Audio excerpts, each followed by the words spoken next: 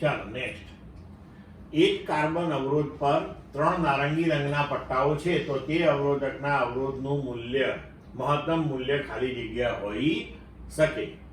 હવે આપણને વિકલ્પ આપ્યા છે A 49.6 kilo ohm, B 39.6 kilo ohm, C 33 kilo ohm, D 26.4 kilo ohm. હવે તમે જાણો છો કે આપણે જોઈ ગયા કે બ્લેક, બ્રાઉન, રેડ, ઓરેન્જ. તો હવે આપણને આ નારંગી રંગ ઓરેન્જ આપેલો છે, બરોબર? તો અહીંયા 0, આને રિલેટેડ 1, આને 2 અને આને 3.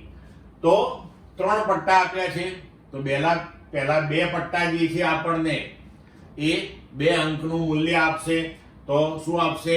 33. અને ત્રીજો પટ્ટો જે છે એ ગુણક આપશે 10 ની ઘાતમાં, તો એ થશે 10⁻3. એટલે કે આપણા અવરોધનું મૂલ્ય થશે 33 ગુણ્યા 10 ની 3 ઘાત ઓહમ. પણ આપણને અહીંયા કિલોમાં લખ્યું છે તો 10⁻3 એટલે કે કિલો ઓહમ. તો આપણો જવાબ થશે C. ક્લિયર?